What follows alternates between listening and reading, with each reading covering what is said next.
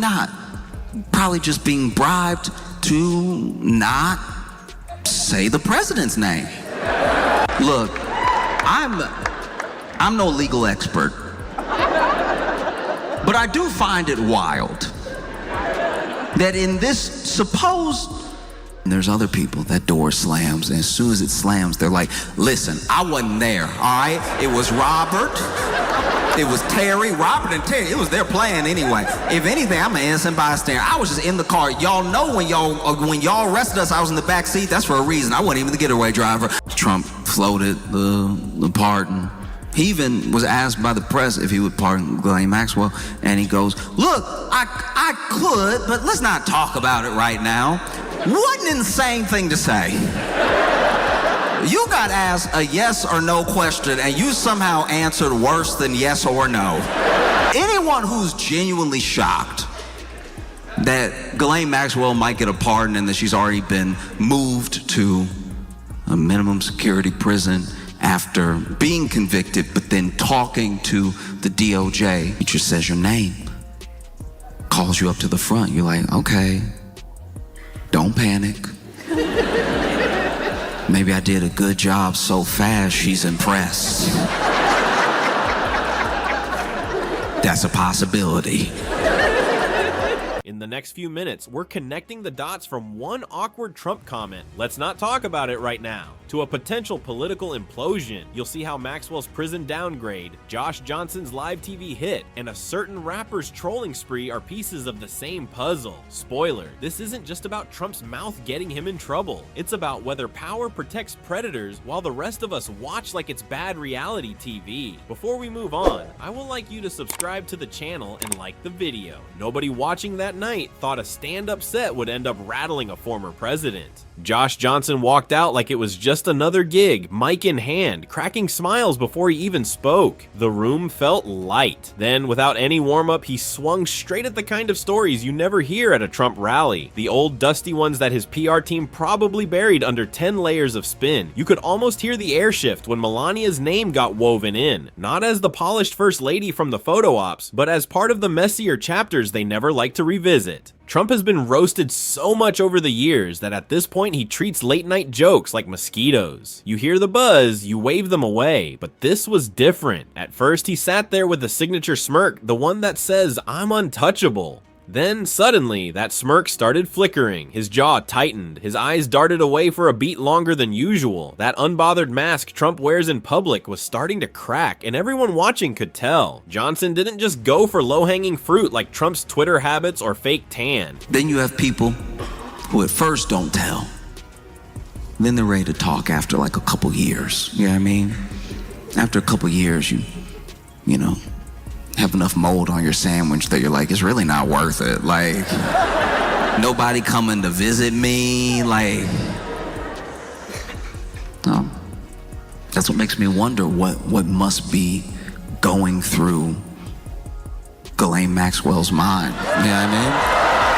He aimed for the things Trump avoids so carefully they might as well be state secrets. These weren't the polished talking points about fake news and witch hunts. They were the kind of buried anecdotes and unflattering moments that tug at insecurities, not just ego. Johnson slipped in references that forced Trump to think about times he wasn't in control of the narrative, and that's the one thing he actually hates. It was one of those rare live TV moments you can replay in your head without the sound. He'd toss the punchline, pause just enough, then let the camera do the rest, zooming in as Trump's grin drooped like a balloon losing helium. The audience was laughing, but you could feel a different kind of tension under it, because while the jokes landed like comedy, they hit Trump like cross-examination. Within hours, the clip was everywhere. Twitter feeds clogged with replay loops, Instagram captions playing amateur psychologist on every micro-expression. By the next morning, people who didn't even watch the set knew the beats by heart. It wasn't just a viral moment, it was a collective "did you see that?" across the internet. Not.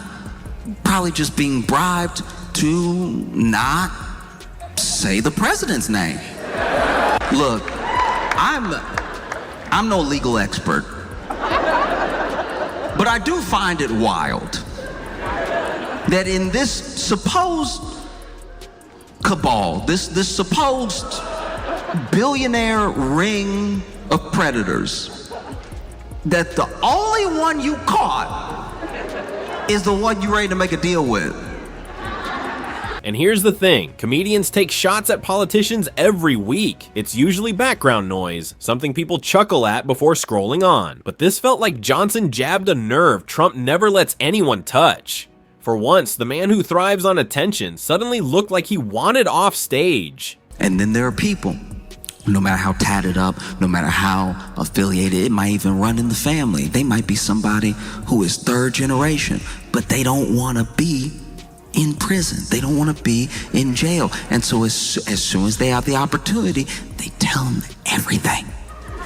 That vulnerability, even for a few seconds, set off alarms. Because if something as simple as a 4-minute roast could shake him, what happens when the questions aren't jokes anymore? What most viewers didn't realize in the moment was the timing. This wasn't just any night Johnson decided to empty the Rolodex of Trump dirt. This was the exact night Trump, in a totally separate conversation, squirmed away from talking about Ghislaine Maxwell. Right there, you had two different storms forming, one in the spotlight, the other in the shadows, and the overlap wasn't accidental. If you lined up the timeline, Johnson's set was like a trigger shot, pulling back the curtain just as Trump tried to quietly close another one. The room saw a man made uncomfortable by an unexpected comedian. Insiders saw someone stressed because two different pieces of bad press were circling at once, ready to lock together. People went to bed laughing at a roast clip, but under that laughter, something more political was playing out. Losing composure publicly has consequences for someone whose whole brand rests on dominance. And dodging the Maxwell topic that same night introduced a whole new layer, one that turned a comedy jab into the start of a far messier storyline. By the time the clip hit its second million views, it wasn't just a joke anymore. It was part of an unraveling, the first moment of a week where entertainment, scandal, and politics started folding into each other. And those two storms, they were about to meet head on in a very public, very ugly way, a sort of criminal U-turn waiting to happen. It sounded like a throwaway comment, the kind of thing you say when you're bored and want to change the subject. Teacher says your name,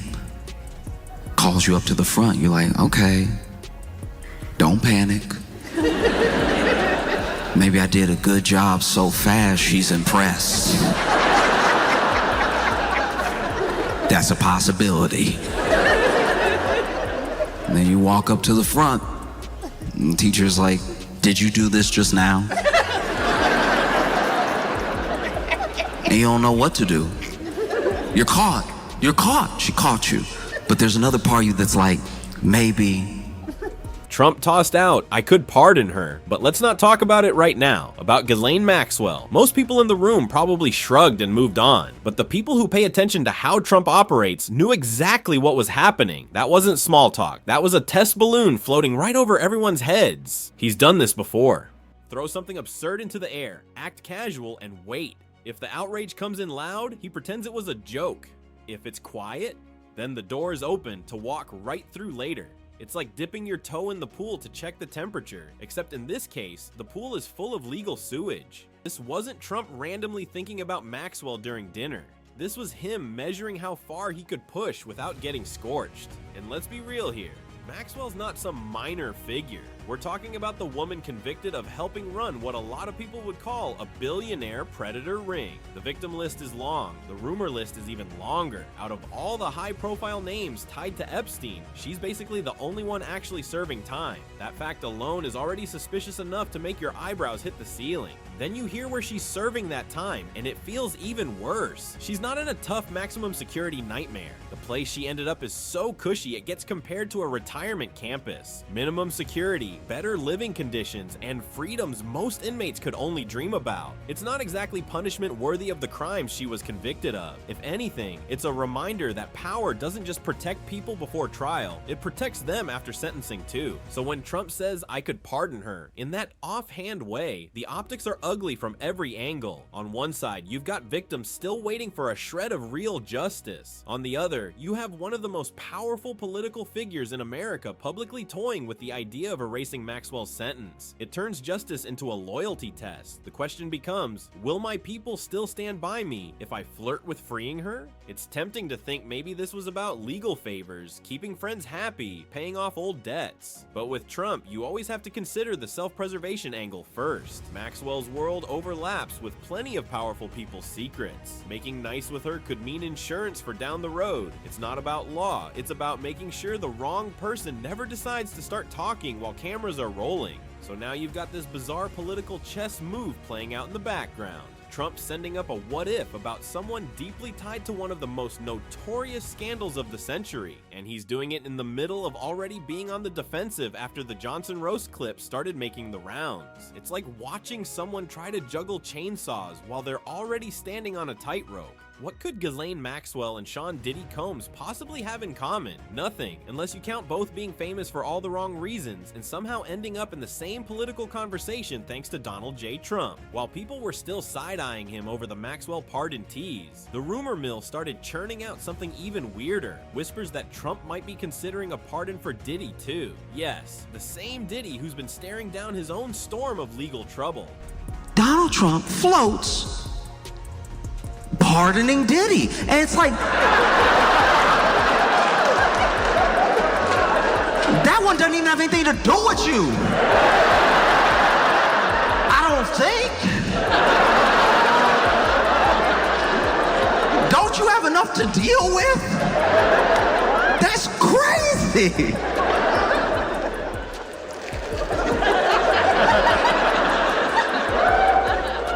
Suddenly, two separate scandals that should have been living in completely different gossip columns crashed into each other, and Trump was the guy holding the match. This is where things got messy. On one hand, you've got a convicted associate of one of history's biggest sex trafficking cases. On the other, a music mogul tangled in lawsuits and ugly headlines. Combine that, and you've built a scandal smoothie no political strategist wants to drink. But Trump, either by accident or instinct, poured them into the same cup. The result was social media whiplash. 1 minute, people were arguing about victim justice. The next, they were debating whether a former president should be bailing out a rap mogul. And underneath all that noise, a lot of watchers figured Trump was just testing another line to see what he could get away with. Social media made it even worse. In the political world, rumors can be managed. You send out statements, allies go on cable news, you set the spin. But in the meme economy, you don't control anything. People on Twitter and TikTok were turning every whisper about Maxwell and Diddy into punchlines, conspiracy webs, and hashtags. TikTok users were stitching clips of Trump dancing awkwardly with federal prison captions. Twitter had people ranking which of his friends they thought he'd pardon first. The chaos wasn't just background chatter, it was a real-time focus group telling Trump the public mood, whether he liked it or not.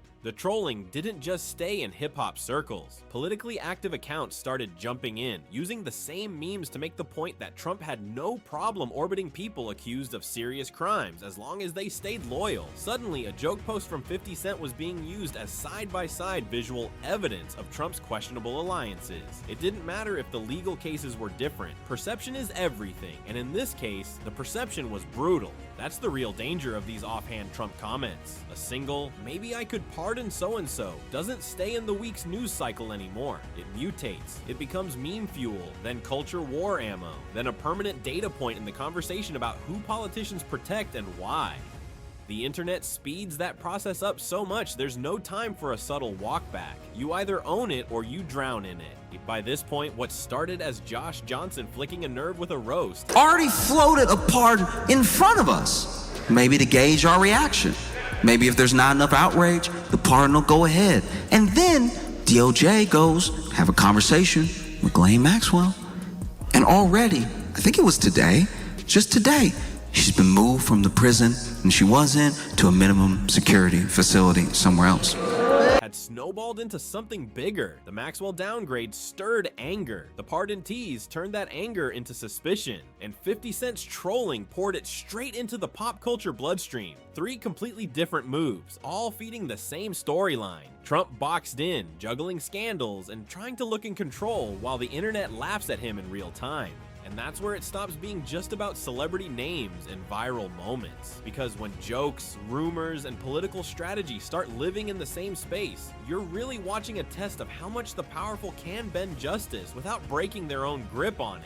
This whole mess isn't just about Grumpy Trumpy running his mouth. It's about powerful people checking if they can bend justice like it's made of Play-Doh while the rest of us sit there watching. A maybe I'll pardon her isn't harmless banter. It's a signal flare to see who cheers and who shrugs. The scary part? When we shrug, they push further. So maybe ask yourself, who actually wins when the justice system starts looking like a loyalty program for the rich? Because today's offhand comment from Donnie Diapers could be tomorrow's headline scandal your kids read in history class.